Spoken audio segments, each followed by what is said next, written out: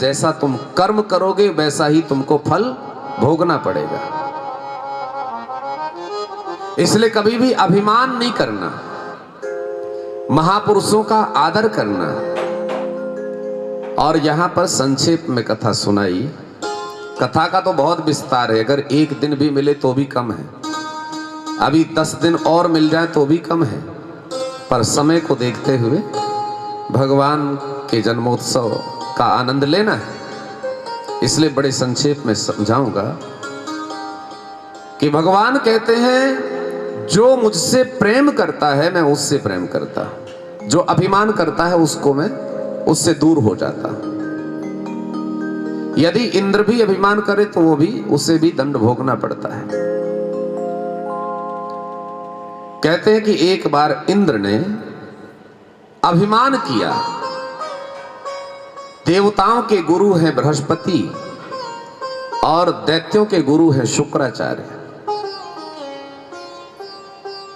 देवता बड़े बड़े यज्ञ कराते हैं, पर एक बार बृहस्पति गुरुदेव स्वर्ग में आए देवताओं के पास में, इंद्र ने देख करके भी अनदेखा कर दिया तो बृहस्पति को बड़ा बुरा लग गया। बृहस्पति वहां से चले गए। इंद्र ने जाना कि अब हमारे गुरुदेव नहीं हैं, वे हमें छोड़कर चले गए हैं, पूजा पाठ कौन कराए, यज्ञ कौन कराए, तो उस समय कोई अच्छा विद्वान मिल जाए। तो ढूंढा गया। उस समय विद्वान कौन था?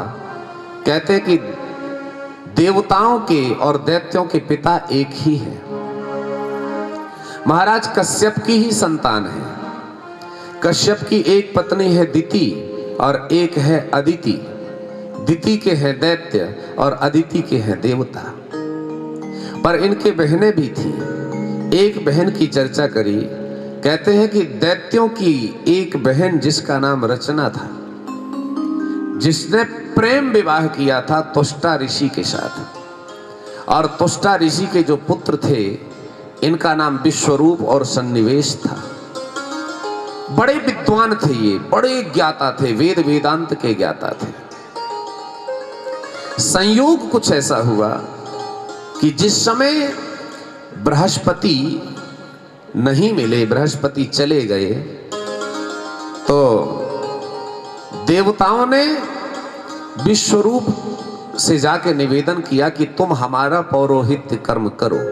ध्यान से सुनिएगा, बिल्कुल संक्षेप में बताऊंगा, आप लोग एकाग्र होकर सुने। तो विश्वरूप ने देवताओं की बात मान ली, बड़े बड़े यज्ञ कराए, नारायण कवच का उपदेश भी विश्वरूप ने दिया। पर जब यज्ञ कराया जा रहा था उस समय ये विश्वरूप जो है, दैत्य जो थे विश्वरूप के मामा लगते हैं, तो चोरी से आहुति दे दी दैत्यों को। हाँ, और इंद्र ने जब देख लिया तो विश्वरूप का वध कर दिया। अब जो यज्ञ करा रहा था उसी का वध कर दिया। इन कथाओं के लिए बहुत समय चाहिए, तब विस्तार से सुन सकते हो। हाँ, राजा परीक्षित ने 7 दिनों में भागवत कथा सुनी सुखदेव जी से, तो 3-4 घंटे रोज थोड़ी सुनी। पूरी विस्तार से तब सुन पाओगे जैसे उन्होंने रात दिन 24 घंटे केवल बीच में पानी इत्यादि पीने के लिए उठते रहे होंगे, बाकी सतत कथा सुन रहे हैं, तब ये पूरी हो पाती है। तो विश्वरूप का वध कर दिया इंद्र ने। अब ये तुष्टा ऋषि के पुत्र हैं, ब्राह्मण पुत्र हैं। ब्रह्म हत्या लगी, ब्रह्म हत्या ने पीछा किया, तो इंद्र भागा भागा भगवान के पास गया और भगवान से जब रक्षा चाहने लगा कि हमें ब्रह्म हत्या से बचाइए, भगवान ने कहा कि यदि तुम्हारी ये ब्रह्म हत्या कोई अपना ले, कहीं तुम बांट दो तो तुम बच जाओगे। इंद्र ने ये ब्रह्म हत्या 4 भागों में बांटी। ध्यान रखना, 4 भागों में, एक तो वृक्षों को दिया, एक धरती को, एक जल को, और चौथा भाग स्त्रियों को दिया। आप लोग समझते हैं जो वृक्षों में गोंद होता है ना, वो शुद्ध नहीं माना जाता। गोंद के बढ़िया लड्डू खाते तो हैं लोग, पर शास्त्रों में कहा ठीक है खूब खाओ, पर भगवान को भोग नहीं लगता। यदि वैष्णवों में देखो तो नहीं लगेगा, क्योंकि गोंद जो है वृक्षों का ये शुद्ध नहीं है, ये ब्रह्म हत्या का रूप है। दूसरा जो ऊषर भूमि होती है वो भी शुद्ध नहीं मानी जाती। तीसरा भाग जल में जहां झाग होता है वो शुद्ध नहीं होता। और चौथा स्त्रियों को दिया। तो भगवान की पूजा पाठ से महीने में 2-4 दिन के लिए पूजा पाठ से वंचित रह जाती हैं। यही 4 भाग दे दिए और इंद्र ब्रह्म हत्या से बच गया। तदनंतर कहते हैं जब त्वष्टा ऋषि को पता चला कि हमारे पुत्र को मार दिया, इन्होंने एक यज्ञ किया और यज्ञ से आराधना करी कि इंद्र को मारने वाला हमें पुत्र दो। इंद्र को मारने वाला पुत्र चाहिए था, मंत्र में गड़बड़ी हो गई। मंत्र यदि गलत होगा तो फल भी गलत होगा। इन्होंने मंत्र पढ़ा था कि इंद्र को मारने वाला पुत्र मिले, पर गड़बड़ हो गया कि इंद्र के द्वारा मरने वाला, इंद्र के द्वारा मरने वाला पुत्र। और यज्ञ से पुत्र प्रकट हुआ, वृत्तासुर प्रकट हुआ, भयंकर दैत्य प्रकट हुआ। गदा लेकर के सीधे इंद्र से युद्ध करने गया। वृत्तासुर ने भयंकर युद्ध किया इंद्र से। इंद्र की बड़ी पिटाई करी, मैं बड़े संक्षेप में बता रहा हूं। भयंकर युद्ध करके पिटाई करी जब इंद्र की, तो इंद्र डर के आया भगवान के पास कि आप बचाइए, ये भयंकर बहुत मारता है। भगवान ने कहा कि यदि इससे जीतना है तो दधीची ऋषि के यहां जाओ, दधीची ऋषि की हड्डियों की गदा बनाओ, उसी से ये मरेगा। देवता गए दधीची बाबा के पास जाकर के कहने लगे, बाबा अपनी हड्डियां दे दो। कहा क्यों? कहा गदा बनानी। कहा कि यदि हम अपनी हड्डियां तुमको देंगे तो हम कैसे बचेंगे? देवताओं ने कहा यदि तुमने अपनी हड्डियां नहीं दी तो सब देवताओं की ये वृत्तासुर हड्डियां ले लेगा, सबकी हड्डियां तोड़ देगा, तुम्हारी एक की हड्डियों से सबकी बच जाएगी। परोपकार की बात करी, का परोपकाराय फलन्ति वृक्षाः। ये तन यदि परोपकार में लगता है तो आपको खुश होना चाहिए। दधीची ऋषि ने कहा यदि मेरी हड्डियां तुम्हारे काम आती हैं, तुम सब बच सकते हो तो ले लो। गायों ने इनके जब चरू लगाया तो पूरा चाट लिया, हड्डियां बची और हड्डियों का सुंदर गदा बनाया, वज्र बनाया। इंद्र ने भयंकर युद्ध किया और वर्णन है कि वृत्तासुर ने इंद्र का भक्षण कर लिया, खा गया। और 100 वर्षों तक इंद्र ने उस गदा के माध्यम से वृत्तासुर की कुक्षी का भेदन करके फिर बाहर आया, तब इसका वध हुआ। वृत्तासुर युद्ध करते करते भगवान की याद भी करता था। आहा, केवल वृत्तासुर जो प्रार्थना करता ना, युद्ध करते समय युद्ध करता है पर बीच बीच में भगवान के लिए रोता है। आहा, भगवान को हाथ जोड़ के इंद्र मारता है पर ये हाथ जोड़ करके रोने लगता है, हे प्रभु मैं आपके लिए तड़प रहा हूं। ननाक प्रेष्ठम न च सार्वभौमं नारसाधिपत्यं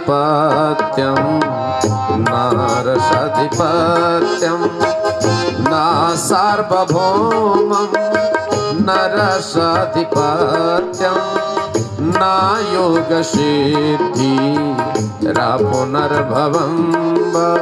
आहा,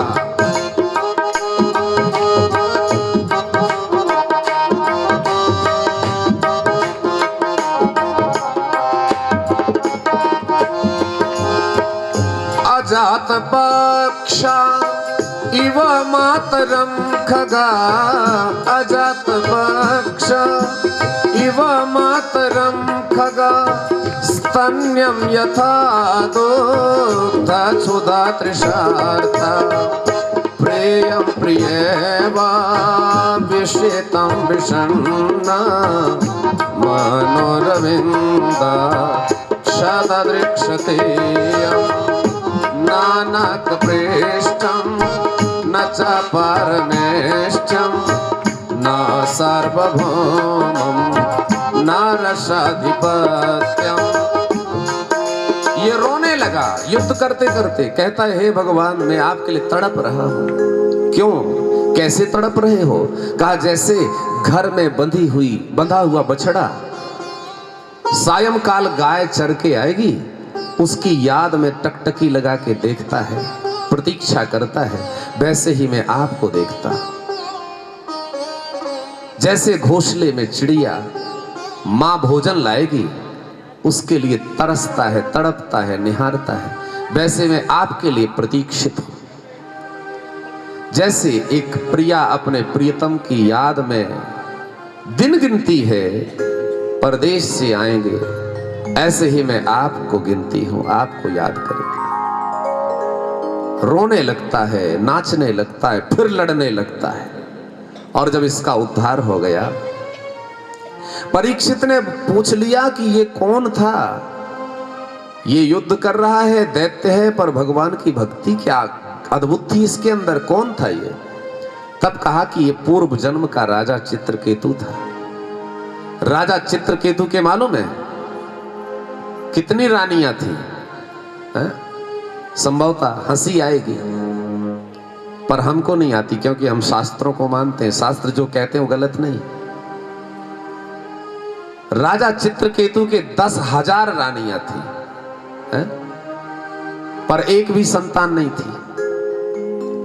राजा ने यज्ञ कराया था और यज्ञ के माध्यम से बड़ी रानी को पुत्र हुआ। तो राजा जिस रानी को पुत्र हुआ था उससे प्रेम करने लगा और बाकी रानियां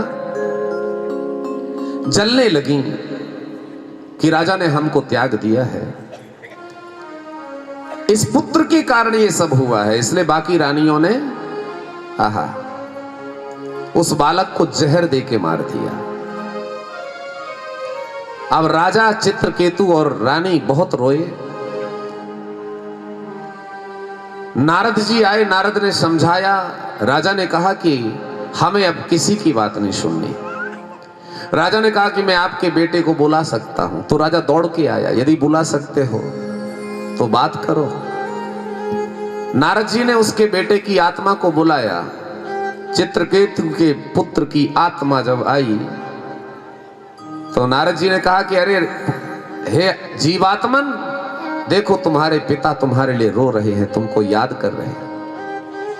वो जो जीवात्मा था, वो पुत्र की आत्मा बोल पड़ी कि कौन से नंबर के पिताजी, आप कितने नंबर वाले हो? राजा जो तड़प रहा था, उसने जब सुना कि हम इनके लिए मर रहे हैं और ये हमसे पूछता है कौन से नंबर के, मतलब क्या है? तो जीवात्मा ने, पुत्र की आत्मा ने कहा कि मैंने तो कितने पिता बनाए, कितने पुत्र बनाए, कितने बार मैंने जन्म लिया, कितने बार मर गया, तुम कितने नंबर के हो बताओ।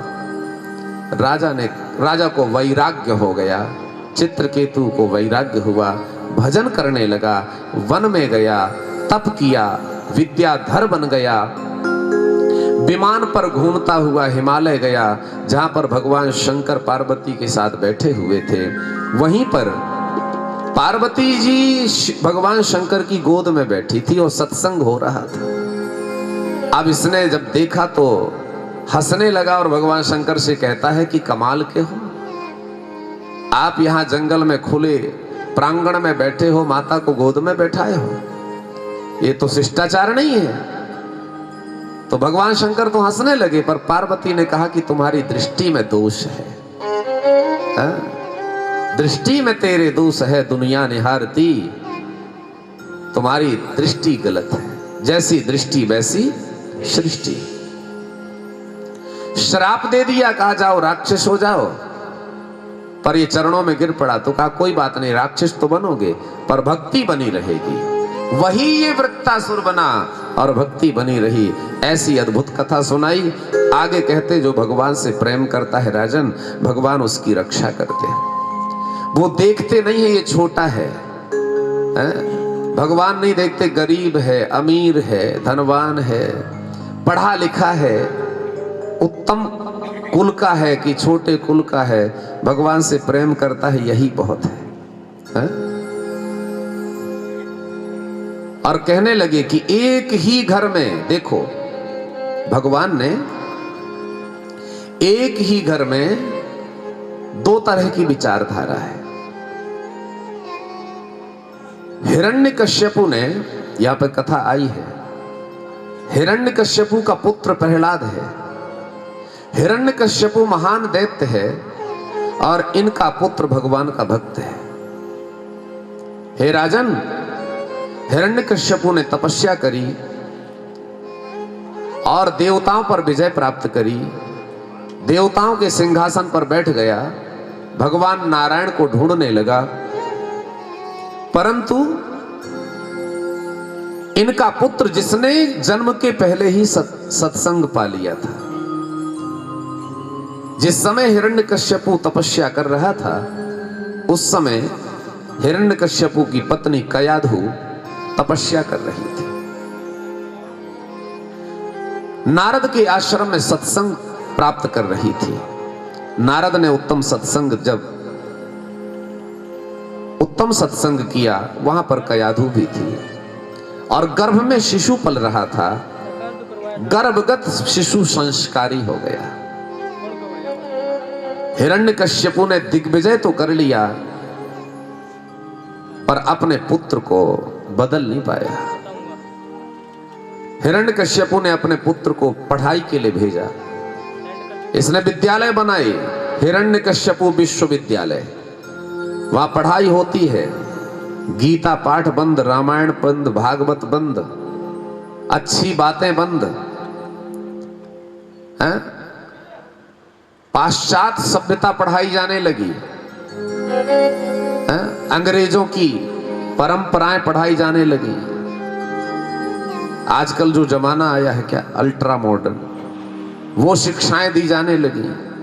बच्चे कहने लगे बड़ों को कि तुम क्या जानो। नहीं, बड़े जब समझाते ना, कहते तुम तो पुराने हो गए, आज तुम क्या जानो।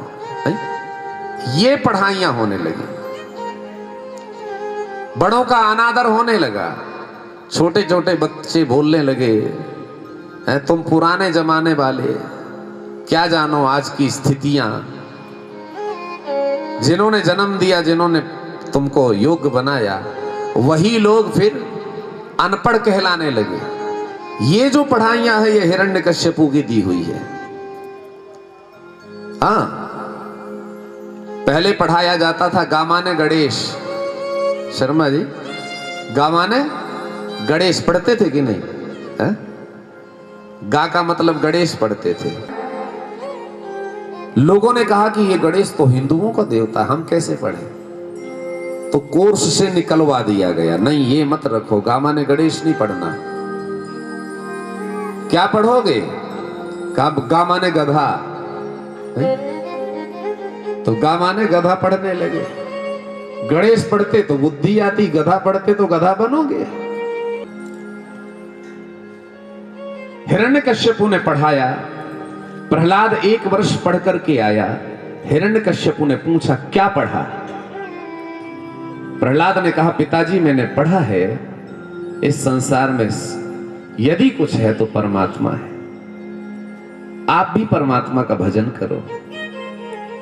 ये दुनिया किसी काम की नहीं है, भगवान को भजो। प्रहलाद जी ने अपने पिता को ही उपदेश दिया। हिरण्यकश्यपु घबरा गया कि मैंने तो ये शिक्षा नहीं दी थी, ये कैसे योग्य बन गया। प्रहलाद जी ने वहां पढ़ाने वालों को कहा ठीक से पढ़ाइए। फिर से विद्यालय भेजा। श्री राधे। जय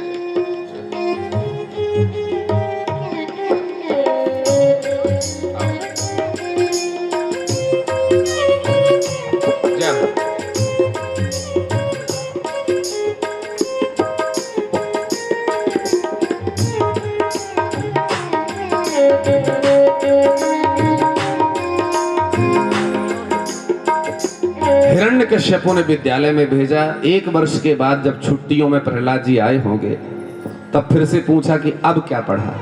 समझा दिया था कि देखो इनको अच्छे से पढ़ाओ, जो हम पढ़ाना चाहते वो पढ़ाओ। अब दूसरे वर्ष जब लौट के आए तो प्रहलाद जी ने कहा, श्रवणम कीर्तनम विष्णु स्मरणम पाद सेवनम अर्चनम वंदनम दास्यम सख्यमात्मनिवेदनम।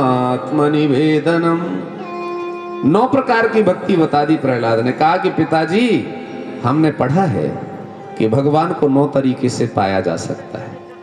भगवान का चिंतन करो, भगवान को भजो, भगवान की पूजा करो। 9 भक्ति का उपदेश दे दिया और हिरण्यकश्यप समझ गया कि अब तो ये बिगड़ गया। कई बार अच्छे लोग बिगड़े दिखते हैं। प्रहलाद जी ने कहा कि हमें पागल ही रहने दो, हम पागल ही अच्छे हैं। बड़े बड़े लोग होते हैं ना, कोई यदि अच्छा भजन करने लगे तो बड़े माता पिता डरने लगते हैं, कहीं पागल ना हो जाए, कहीं बिगड़ ना जाए। प्रहलाद ने कहा हमें पागल ही रहने दो, हम पागल ही अच्छे हैं। और ये भगवान का भजन करता रहा। हिरण्यकश्यपु ने विचार किया कि एक ये प्रहलाद कहीं हमारी पूरी परंपरा को ना बिगाड़ दे। तो सोचा कि चलो इसी को ना ये रहेगा और ना बात बिगड़ेगी। तो प्रहलाद को मारने के प्रयत्न किए गए। नाना प्रकार से प्रहलाद को मारने का प्रयास किया गया। पहाड़ से बच गया, वहां भी बच गया, हर तरह से बच गया। हिरण्यकश्यपु वरदान लेकर के आया है, नारायण को ढूंढ रहा है और प्रहलाद नारायण नारायण ही जप रहा है। प्रहलाद ने भगवान का भजन क्या किया कि हिरण्यकश्यपु चिंतित हो गया, प्रहलाद को सताने लगा। अब जब थक गया तो प्रहलाद से पूछा हिरण्यकश्यपु ने, भैया तुम्हारा नारायण कहां? प्रहलाद जी ने कहा कि वो सर्वत्र है, सब में है। हिरण्यकश्यपु ने प्रहलाद को खंभे से बांधा और कहने लगा कि बताओ जिस खंभे में बंधे हो इसमें भी है? प्रहलाद जी ने कहा कि मुझे तो दिखाई पड़ता है, मैं तो इसमें भी देखता हूं। तो जोर से हिरण्यकश्यपु ने खंभे पर क्रोध में आकर के जैसे ही प्रहार किया तो खंभ फाड़ कर भगवान नरसिंह प्रकट हो गए। बोलिए नरसिंह भगवान की जय। देवता पुष्पों की वर्षा करने लगे, नगाड़े बजाने लगे, जय जयकार करने लगे। भगवान नरसिंह प्रकट हुए हैं। मुख तो शेर का है और धड़ नर का है, अर्थात मनुष्य का है। भयंकर युद्ध होने लगा हिरण्यकश्यपु का, नरसिंह भगवान का। प्रातः काल से युद्ध होते होते सायंकाल हो गई।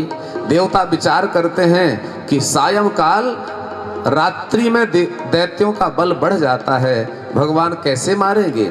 तो भगवान ने जैसे ही संध्या बेला हुई हिरण्यकश्यपु को उठाया और अपनी जंघाओं पर रख लिया, ठीक बीच देहली पर बैठ गए। हिरण्यकश्यपु पहले डरा पर बाद में जंघाओं पर जब लेटा हुआ था तब हंसने लगा। भगवान ने कहा हंसते क्यों हो? इसने कहा इसलिए हंसता हूं क्योंकि आप मुझे मार नहीं सकते। भगवान ने कहा कैसे? कहा कि मैंने ब्रह्मा से वरदान मांगा है कि मैं ऊपर नहीं मरूं, नीचे नहीं मरूं, अंदर नहीं मरूं, बाहर नहीं मरूं, अस्त्र से नहीं मरूं, शस्त्र से नहीं मरूं, मनुष्य से नहीं मरूं, पशु से नहीं मरूं। भगवान ने कहा अच्छा एक बात बताओ, तुमने जितने वरदान मांगे हैं उन सबको विफल करते, कैसे करोगे? भगवान ने कहा देखो ना तुमको अंदर मारेंगे ना बाहर मारेंगे, बीच देहली पर मारेंगे, ना ऊपर मारेंगे ना नीचे अपनी जंघाओं पर मारेंगे। भगवान कहते हैं कि ना तुमको दिन में मारेंगे ना रात्रि में, ठीक संध्या बेला है अभी मारेंगे। अबे हंसते हुए कहता है कि नहीं नहीं नहीं मार नहीं सकते, मैंने ये वरदान पाए हैं कि ब्रह्मा की बनाई हुई सृष्टि में कोई नहीं मार सकता, मुझे कोई मनुष्य नहीं मार सकता, पशु नहीं मार सकता। भगवान ने कहा ना हम मनुष्य हैं ना पशु हैं और दोनों हैं, इसलिए तुम नरसिंह है। अच्छा ब्रह्मा की बनाई सृष्टि में नहीं मार सकता। भगवान ने कहा कि ब्रह्मा से पता कर लो पूछ लो फोन लगा के, है? कि ब्रह्मा जी हमको नहीं बनाते, हम ब्रह्मा को बनाते। अब बेचारा घबराया और अट्टहास करते भगवान ने हिरण्यकश्यपु का उद्धार किया। देवता पुष्पों की वर्षा करते हैं, नगाड़े बजाते हैं, तो तेरी पार करेंगे नैया, भज कृष्ण कन्हैया। पार करेंगे नैया, भज कृष्ण कन्हैया। पार करेंगे नैया, भज कृष्ण कन्हैया। पार करेंगे नैया, भज कृष्ण कन्हैया। कृष्ण कन्हैया, कृष्ण कन्हैया, कृष्ण कन्हैया, कृष्ण कन्हैया। कृष्ण कन्हैया, कृष्ण कन्हैया, कृष्ण कन्हैया, कृष्ण कन्हैया। पार करेंगे नैया, भज कृष्ण कन्हैया। पार करेंगे नैया, भज कृष्ण कन्हैया। बोलिए सच्चिदानंद भगवान की, नरसिंह भगवान की। हिरण्यकश्यपु का उद्धार हुआ। प्रहलाद जी प्रार्थना करने लगे। राजा परीक्षित को सुंदर कथाएं सुनाते हैं। कहा एक भगवान का यह रूप है परीक्षित। अच्छा दूसरा रूप, कहने लगे भगवान का एक रूप हरि रूप है। भगवान हरि रूप में पधारे हैं।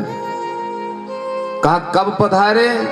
कहते हैं एक समय त्रिकूट पर्वत पर एक गजराज रहता था। ध्यान से सुनना, त्रिकूट पर्वत पर मदमस्त हाथी रहता था। बहुत बड़ा परिवार था इसका।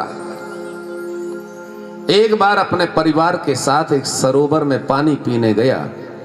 सरोवर में रहने वाला मगर ग्राह था।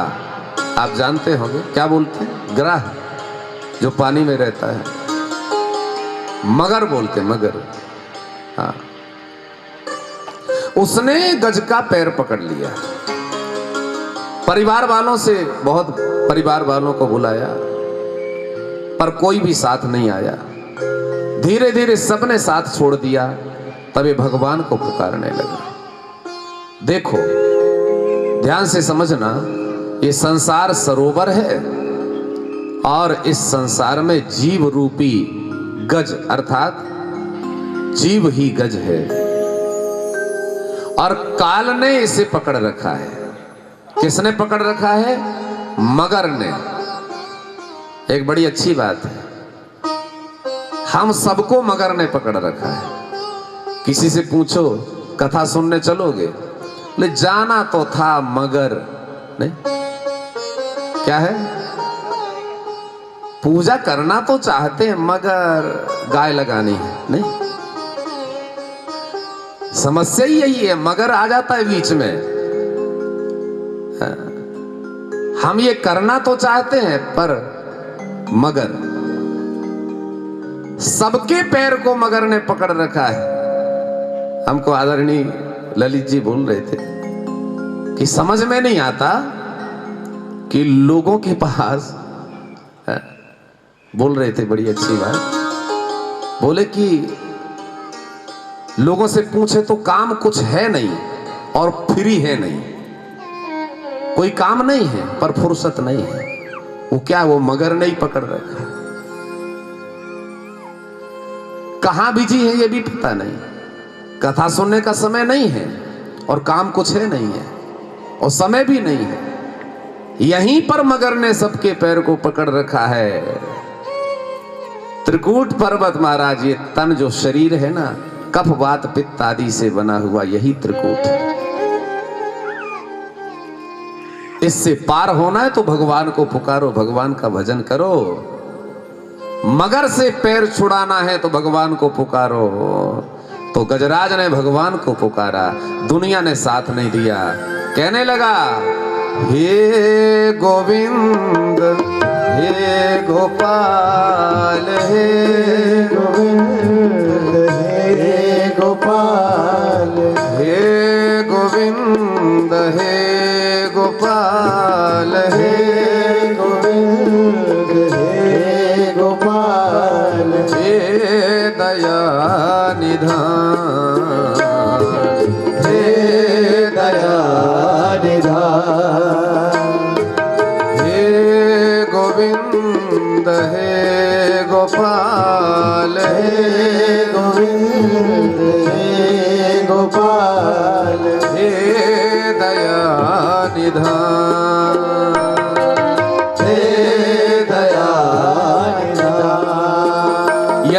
कमर से पैर छुड़ाना है तो ऐसे पुकारो। भगवान दौड़े हुए आए और पहले ग्राह का उद्धार किया। चक्र छोड़ा भगवान ने तो जिस मगर ने पैर पकड़ा था ना, उसका शीश काट दिया, अर्थात उसका उद्धार कर दिया। और फिर गजराज को पकड़ करके ऊपर नदी से, तालाब से निकाल के मेड़ पर खड़ा कर दिया। भगवान कहते हैं कि प्यारे गजराज, तुमने मुझे पुकारा पर मुझे आने में देर हो गई, क्षमा करना। आहा, गजराज की रक्षा करें। किसी ने कहा पहले भगवान ने ग्राह का उद्धार किया, बाद में गज पर कृपा करी, पहले गज को नहीं देखा। क्यों? कहा कि ग्राह ने, उस मगर ने भगवान के भक्त के पैर को पकड़ा है। क्या भगवान कहते हैं जो मेरा भजन करते हैं, यदि उसका कोई पैर पकड़ ले तो मुझे वो ज्यादा प्रिय है। इसलिए पहले उस ग्राह पर कृपा करी कि तूने मेरे भक्त के पैर को पकड़ा है। क्या बात! हमने सुना था किसी को करंट लगा हो, सुना था, देखा नहीं। किसी को करंट लगा हो और कोई उसको पकड़ ले तो उसको भी लग जाता है, लगता है नहीं? ऐसे ही जिसको भक्ति का करंट लगा है, उनके चरण पकड़ लो तुम्हें भी लग जाएगा, सहज ही पार हो जाओगे। भगवान ने इसलिए ग्राह का उद्धार किया, गज को बचाया। और फिर कहते हैं देखो राजन, भगवान तो दयालु है, जो भगवान का भजन करता है भगवान उस पर कृपा करते हैं। आगामी सुंदर मनवंतरों की कथाओं में कहते हैं, देखो देवताओं ने अभिमान किया और अभिमान के कारण ये दुखी हो गए। ध्यान रखिएगा, महाराज एक कथा सुनाते हैं सुखदेव जी। कहते हैं एक बार की बात है, दुर्वासा ऋषि के यहां पर इंद्र आया। इंद्र ने दुर्वासा ऋषि को प्रणाम किया राजन, और अंत में जब इंद्र जाने लगा तो दुर्वासा जी ने, उनके पास एक फूलों की माला थी, प्रसाद में लोग पहना देते ना, वो फूल की माला इंद्र को पहना दी। अब इंद्र ने उसकी कदर नहीं करी, वो माला लेकर के हाथी को पहना दिया और हाथी ने सूंड में लपेटा और पैर से कुचल दिया। दुर्वासा ऋषि ने देख लिया और कहा कि इंद्र तुमको अभिमान हो गया है, तुमने संत के दिए हुए प्रसाद का अपमान किया। हमने बड़े प्रेम से तुमको ये माला दी थी पर तुमने अनादर किया, जाओ श्रीहीन हो जाओ। श्राप दे दिया। इंद्र जब श्रीहीन होने का श्राप पाता है तो दैत्यों के गुरु शुक्राचार्य हैं, उनको पता चला। उन्होंने दैत्यों से कहा कि इंद्र पर चढ़ाई करो, और अब इंद्र हार जाएगा क्योंकि श्राप लग गया। दैत्यों ने आक्रमण किया, इंद्र को परास्त किया। इंद्र सिंहासन से भाग गया और उस समय दैत्यों ने कब्जा कर लिया। देवता रोते रोते भगवान के पास आए कि हमारी कुर्सी छुड़ा ली है दैत्यों ने, हमें बचाइए। भगवान ने कहा कि कब तक बचते रहोगे, एक काम करो, अमृत पी लो। अमृत पी लोगे तो फिर तुमको चिंता नहीं रहेगी मरने की। देवताओं ने कहा अमृत कहां मिलेगा? भगवान ने कहा समुद्र में छुपा है, वहां से निकालो। कैसे निकालें? कहा मंथन करके, सागर का मंथन करो। अकेले नहीं निकाल पाओगे, दैत्यों को मित्र बनाओ। काम बनाना है, मित्र बना लो। तो दैत्यों को मित्र बनाया, मंदिराचल पर्वत की मथानी बनाई, बासुकी नाग की रस्सी बनाई। देवताओं ने, दैत्यों ने मिलकर के सागर का मंथन किया।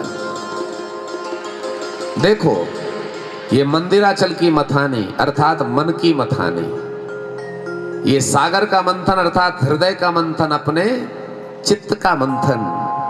जब आप अध्यात्म के माध्यम से, मन की मथानी के माध्यम से हृदय का दिव्य आलोढ़न करोगे, मंथन करोगे, तो ज्ञान रूपी अमृत मिलेगा। ठीक है? वही है। देवताओं ने दैत्यों ने मिलकर के सुंदर सागर का मंथन किया। चाहते तो थे कि हमें अमृत मिल जाए। यहां वर्णन करते हैं कि जिस समय मंदिराचल पर्वत की मथानी के माध्यम से मंथन करने लगे तो वो पर्वत डूबने लगा। तो भगवान कच्छप बनकर के प्रकट हुए और कच्छप भगवान ने अपनी पीठ पर मंदिराचल पर्वत को धारण कर लिया। बोलिए कच्छप भगवान की जय। सागर मंथन हुआ, अमृत चाहिए परंतु जहर मिला। सबसे पहले क्या मिला? विष। सब घबराए कि हमने तो अमृत चाहा था, ये तो विष मिल गया।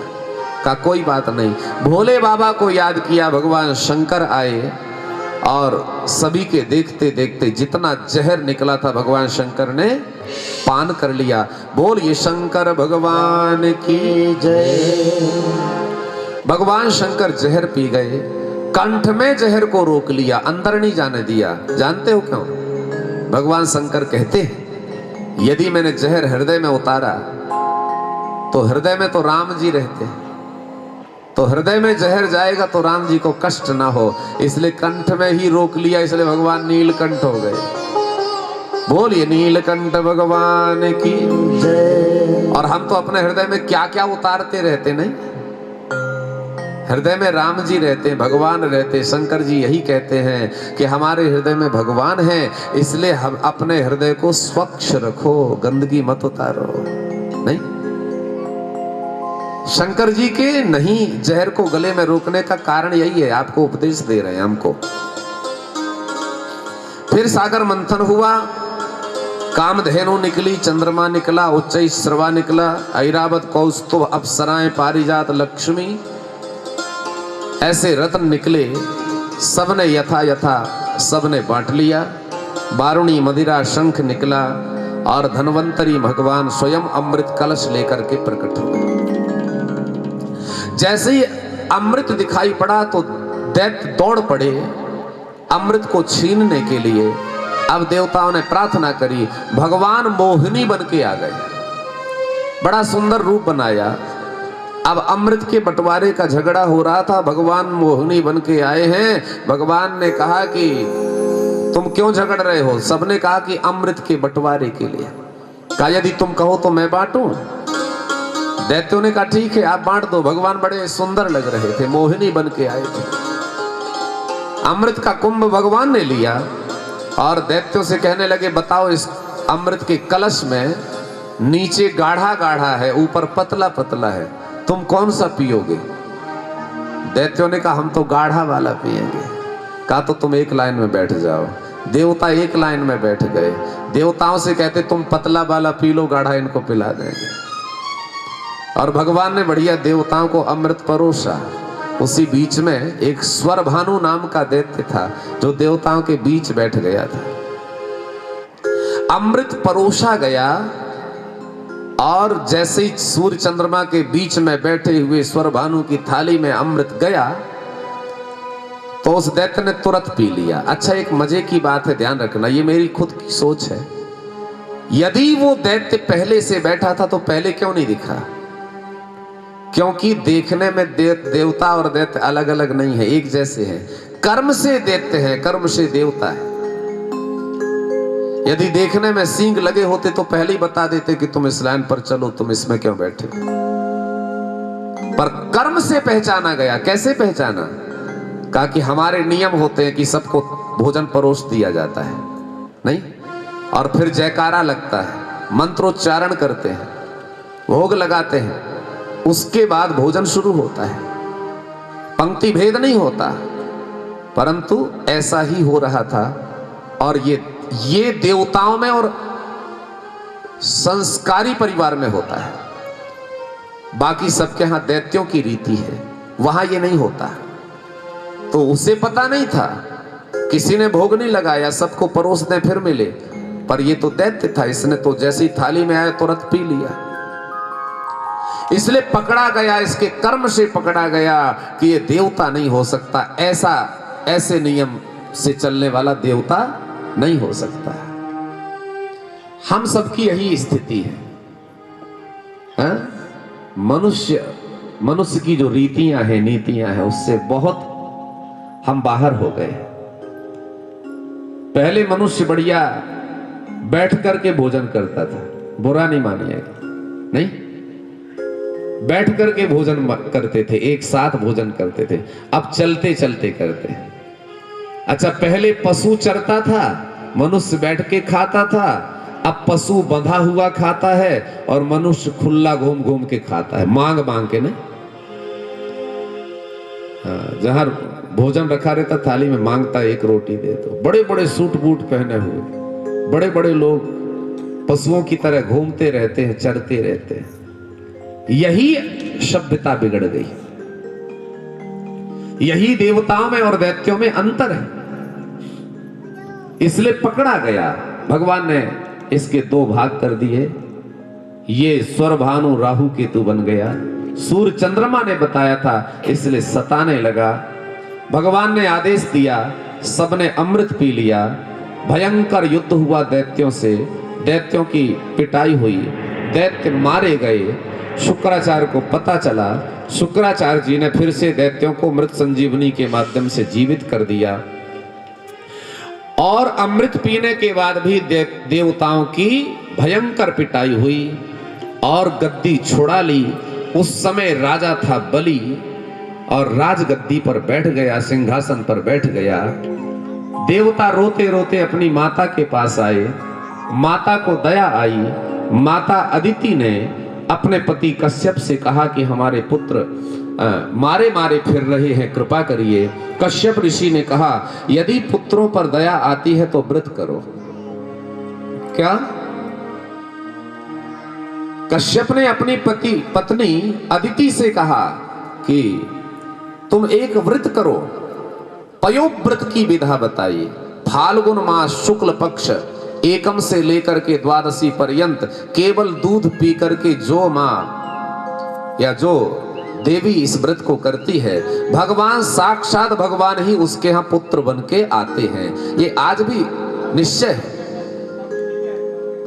ये कश्यप ऋषि ने अपनी पत्नी अदिति को बताया।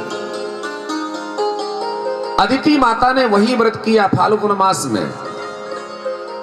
फाल्गुन श्यामले पक्षे द्वादशाहं पयोव्रतः अर्चयेदरविन्दाक्षं भक्त्यापनमयान्वितः। उत्तम व्रत किया और उस व्रत के परिणाम स्वरूप समय आया भाद्रपद शुक्ल पक्ष द्वादशी तिथि। देवताओं के मनोरथ को पूर्ण करने के लिए महाराज कश्यप के भवन में अदिति माता के गर्भ से साक्षात आनंद कंद पर ब्रह्म परमात्मा भाद्रपद शुक्ल पक्ष द्वादशी तिथि ठीक दोपहर 12 बजे मंद मंद पवन चल रही है। ऐसी उत्तम अनुकूलता देख करके साक्षात भगवान सच्चिदानंद बामन के रूप में प्रकट हुए। बोलिए बामन भगवान की जय। भगवान गाने लगे, जय माधव मदन मुरारी राधे श्याम श्याम श्याम। जय माधव मदन मुरारी राधे श्याम श्याम श्याम। जय माधव मदन मुरारी राधे श्याम श्याम श्याम। जय माधव मदन मुरारी राधे श्याम श्याम श्याम। जय केशव कलिमलहारी राधे श्याम श्याम श्याम। जय केशव कलिमलहारी राधे श्याम श्याम श्याम। नव मदन मुरारी राधे श्याम श्याम श्याम। जय माधव मदन मुरारी राधे श्याम श्याम। बोलिए बामन भगवान की जय। देवताओं ने पुष्पों की वर्षा करी, नगाड़े बजाए, महाराज जय जयकार करने लगे। और यहाँ पर सुंदर जात कर्म संस्कार इत्यादि किया गया, यज्ञोपवीत संस्कार किया गया।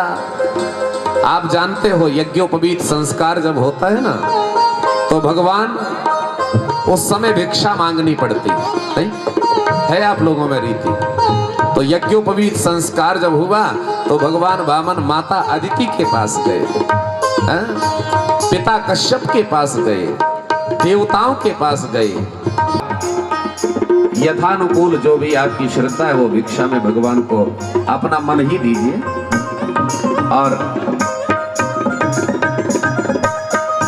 आप सभी लोग कथा के माध्यम से आगे बढ़े।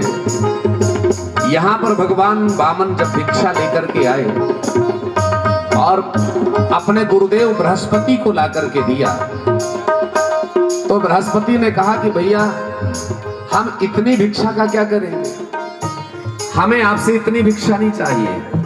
भगवान वामन ने कहा क्या चाहिए? भगवान वामन कहने लगे आपको क्या चाहिए? कहा मैं तीनों लोगों की भिक्षा चाहिए, तीनों लोगों की। श्री लेके आओ तीनों लोगों की भिक्षा। भगवान वामन निकल पड़े राजा बलि के यहां। ध्यान से सुनिएगा,